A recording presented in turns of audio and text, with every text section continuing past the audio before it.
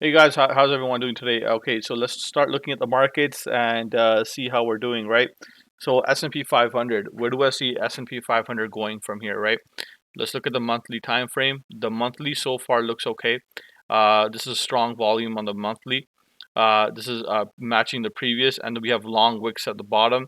So the monthly looks strong, and it has resistance with the uptrend line around maybe 490, 500. Okay, this is the monthly time frame. It bounced off the 20 EMA on the monthly, so it looking every time it's done that, it's looking to make the next leg higher. Looking at the weekly time frame on SPY right here, we're getting declining volume on the weekly. We're getting a rejection at the 458 level, and we want to see how the 448 and the 444 level react in the coming month of April. If this support is lost at 444, we're going to come all the way back down to probably 415, 420. Okay, so going into the daily time frame, I expect S&P 500 to have this pullback after so many up days. This is my big level of support around 450, and then I want to see a bounce towards the upside. Okay, so the other thing we want to focus on is the all bear index. Okay, so this is where all bears became bottomed out right here. So the last time this happened was in November. So if we look at the S&P 500 and we look at November of 2020, 2021 was right here. This was this section.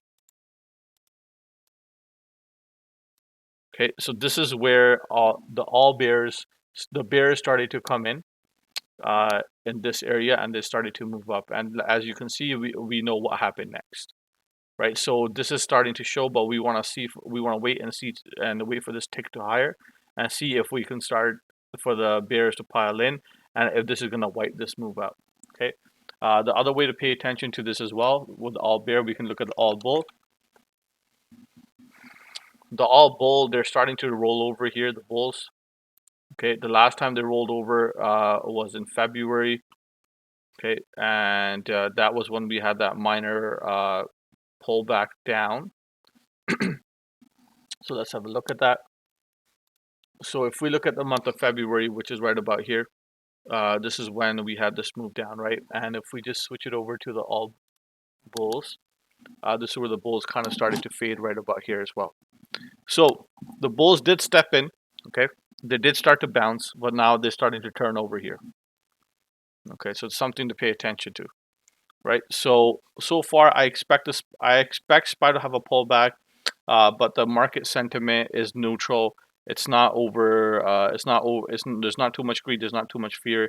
However, the all bull and all bear index are giving us a little bit of a reading that we could possibly have a bearish market again if certain levels are broken, right? So we want to see what happens with that. So let's look at the Qs here. Starting out from the weekly here, Q's got these long wicks at the bottom, okay? So could be spinning tops on the monthly, but these candlesticks look more like hammers. But what I'm focused on is the head and shoulder pattern here. But for now, we know there's a long support or a lot of support right here at 318. Look at this volume right here. Okay, this volume is massive. Okay, so that's an important note, right? On the monthly, to have this much volume is really good sign, but we want to see a follow through in the coming weeks. Okay, so however, on the weekly, we're starting to see a decline in volume. That's okay, right? As long as we see a stabilization of volume and a continued pickup higher on the next leg, and that should be fine as well.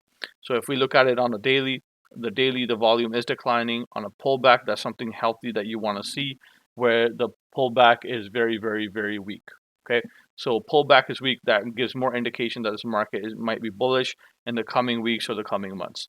Right? If the pullback was strong, it would cause a problem for us. Right? So let's look at IWM here. IWM is pulling up here very nicely. Let's look at the monthly for IWM. IWM needs to get above this level here. Okay, so it's rejecting this level of resistance, or you can say supply, and it has this next level to the upside here. IWM just needs to get in this consolidation zone back again to build its legs. If it does not, we're going to see a break of 188 and a fail. But the volume that has come in is pretty good, but the range of the candlesticks is very small, so that has me worried. Let's look at the weekly here. So the weekly, the volume is declining. I want to see how the following weeks proceed with the volume. If it's accelerated selling, we can see a breakdown. But if it stabilizes with unchanged, we can start to see some sort of momentum build in the small caps in the coming months. If we look at the daily on IWM on a daily, this pullback looks weak. Once again, that's perfectly fine. We want to see a weak pullback, so the next leg up higher will be very, very strong. Okay, so let's look at Dow Jones. Dow Jones on the monthly is setting up this pattern here. It's like a broadening formation. Some last time I did that, we did have a couple of breakdowns here, but we had one test of this trend line. Maybe we go back up to this about 365 before the next leg lower. Okay. However, this pullback or this volume is pretty good. However, the selling volume is more stronger here, so that's something to be mindful of. The selling is in control here. We want to see buyers come back into this market and believe in this move. Okay, so on the weekly, declining volume over the past few weeks, we are seeing, more buyers here according to these candles, according to this volume, but declining volume is not what we want to see, right? So as you can see, the volume is just starting to decline. So this pullback with weak volume doesn't necessarily mean anything. However, the follow through in the coming weeks will tell us more of a story, how price reacts to certain levels. If it breaks through with volume, it would be a big level, right? 346 is a big level for the Dow, and then the bigger move down is around 335 or 336. Okay, so keep that in mind. Now, looking at the VIX, on the monthly time frame, it is looking like it's starting to turn up, and as you guys can see, pretty good volume on the VIX on the monthly time frame as well, right? So let's look at the weekly. The weekly, pretty good time frame as well. I mean, the volume, it looks like it's ready to move, right? So we got this like inverted head and shoulder pattern that's forming. If it gets above 28 and closes above 28, could be a big, big problem for us and the market, right?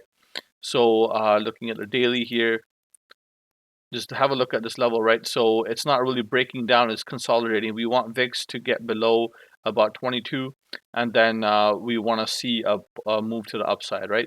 Or move to the downside. If it gets below 22, we want to see selling, and we want to see VIX to get weak so the market can gain some strength, right? But it doesn't look like it's going to happen right now. So that's something to be mindful of. Gold is just in consolidation. Now, gold is somewhat of what we call a hedge. If gold is up right now and gold is holding to be up, that means a lot of money must be flowing into gold, which is a defensive sector. If defensive sectors have a lot of the money and a lot of people believe in the economy and they don't believe that their money is safe in stocks, they're going to go to defensive sectors. So they'll keep that in mind, okay? So if gold continues to stay higher, could be a problem, right? And this is where smart money starts to build its levels, okay? So let's look at ARC.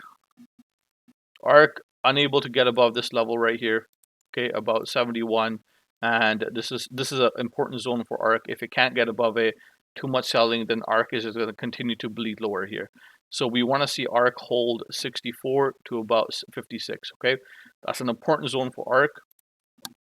On the monthly, as you guys can see here, this is a really big level of 50. It did bounce from here, but this is just crazy selling pressure. But this is a hammer candle, so possibly could indicate a reversal from here to the upside.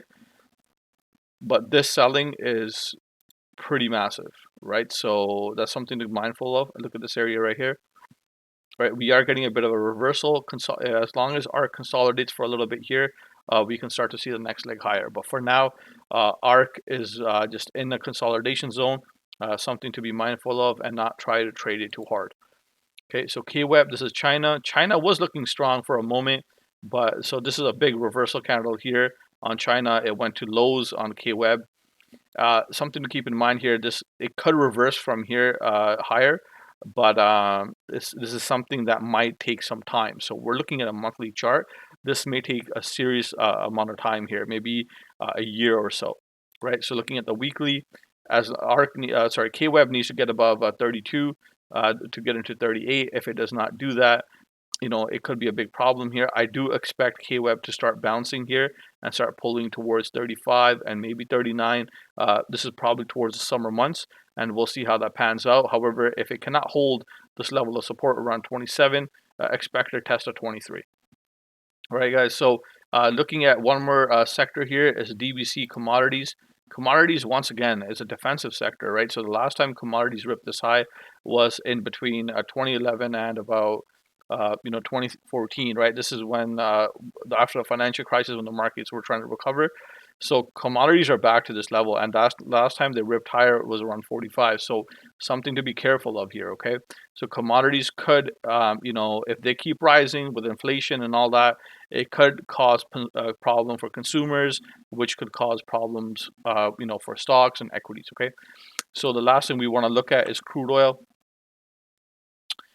Crude oil is a very important sector to follow right now, as part with energy as well. Crude is unfortunately struggling, but it makes sense. And we want to see, if we want to see a bullish market, we want to see oil stabilize a little bit. Okay. So crude is holding this level of $100 a barrel, right, on the daily. But this is a big level for crude here. If it breaks down and goes back to 89, that's perfectly fine and healthy for stocks. But if this bounces back from here, we could go back to 114, back to about 130. Okay, so just be careful with crude. If crude, keep an eye on crude, XLE, and commodities. If these sectors tend to hold, that means smart money is just accumulating their positions into these sectors, and we could have a really big problem coming up for the stock market. But if these sectors start to lose money and the money starts rotating out towards growth names or different sectors which are related to consumer spending, obviously these sectors will bleed first, which will give an opportunity to play puts or short these levels, and go long the other sectors here.